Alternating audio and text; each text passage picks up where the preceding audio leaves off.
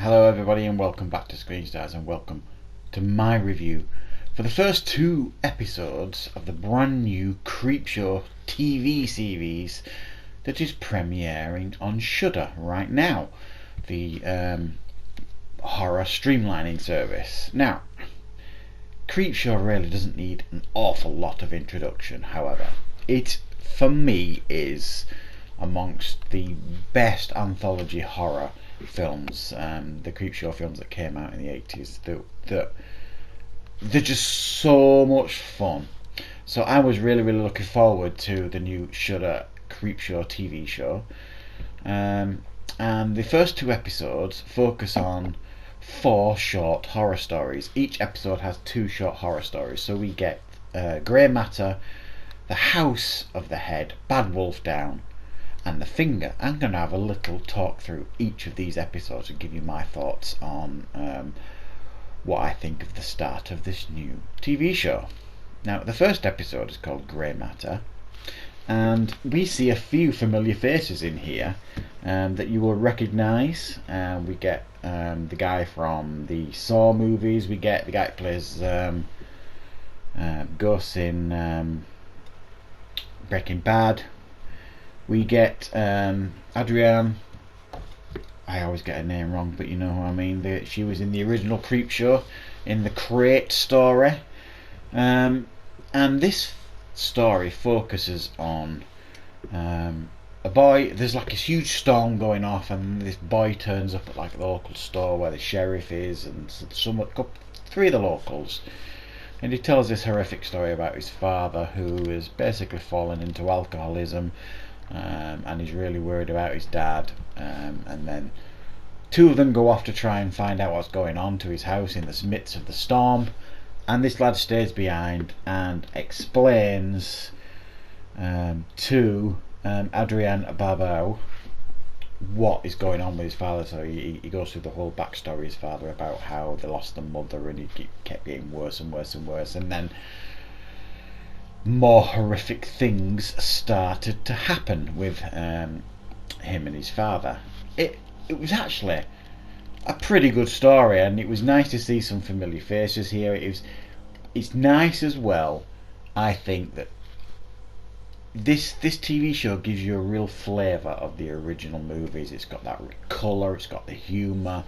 It's quite fun, but there's actually some quite effective stories going on here. So I quite like the first story, Grey Matter. The second story, The House of the Head, is about a little girl who has just been given a new huge doll's house by her mum and dad. And in this house, there are a couple of figures. It's like a family, a mother, father, and a son, like in doll figurines. And she keeps placing them around in this doll's house, and then she notices that there's like a severed monster's head turns up in the house. And every time she looks in this doll's house, there's a new horrific scene taking place, in the sense of the family trying to get away from this head, and it's to keep placing them. She's not doing it, they're doing it. And so she does things like goes out and buys like a policeman figure to try and help this family. She goes out and buys like a red Indian and puts it in the house to try and help this family, but these figurines keep turning up decapitated and dead and things like that, and it's clearly this severed monster's head that's doing all this. So this story basically focuses on this little girl and this doll's house, and this story that's happening in the doll's house, and it's actually quite an effective little story, and I really enjoyed the acting from the little girl. I think she's a very talented little actress, and I'm not sure of her name. I haven't checked that out, but I was impressed by her performance because she had to carry the most of the story. Now, episode 2, that was episode 1, Grey Matter and the House and the Head. Episode 2, the first episode, and it was my favourite episode of the ones I've seen so far, was called Bad Wolf Down. And it's a Second World War story, and we have Jeffrey Combs that makes an appearance here as a German officer. Very over the top performance, but loads of fun. And there's this like squad of Americans behind enemy lines. There's about 3 of them left, 4 of them left. You get the usual mix of them. One of them's a coward, and they end up in this like building with this jail cells and things. And it's basically a werewolf story. And they get surrounded by Germans, and there is only one way they are going to get out, and they are trapped in this building with like a French maid who's wants to die. She knows she's a werewolf, but they ask for one last favour before she goes and kills herself, because one of the soldiers has like a silver necklace, a silver cross, and that's the only thing that can kill werewolves. And these soldiers ask for one last favour before she dies, in order for them to be able to tackle these German soldiers that have surrounded the building.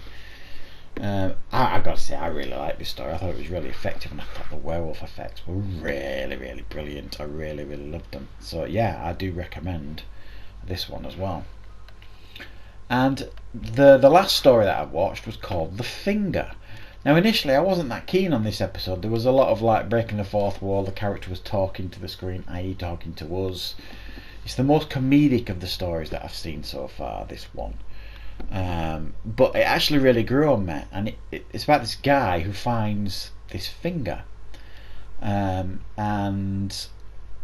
every few hours, if you like, it grows, and so the next time he looks at it, it's like it becomes a hand, and then the next time he looks at it, it becomes an arm, and then it grows into like this creature that looks a little bit like a baby alien from the Alien movies, and this thing adores him. Everything about him is very, very loyal and devoted to him, and anybody in his life who he dislikes or he has a problem with, whether it be his ex-wife, his ex-wife's kids, debt collectors, you name it, this little bugger runs out, sneaks out of the house, and then brings him trophies, i.e. hearts and heads and all this kind of thing, of the people that he really doesn't like, in order to show its loyalty to him and its love for him. So you can imagine this is what kind of story that we get here. It's actually a lot of fun, and I really quite enjoyed it. So I think episode 2 was a little bit stronger than episode 1. I enjoyed those stories a little bit more, but I enjoyed the stories in episode 1 as well. So I'm going to continue watching this show. It's a lot of fun. It's a hell of a lot better than that bloody Twilight show, TV show, that was out recently. I'm going to give it an 8 out of 10. It's a really, really good start. I do recommend it. I think there's I'm not sure how many episodes there are in this first season.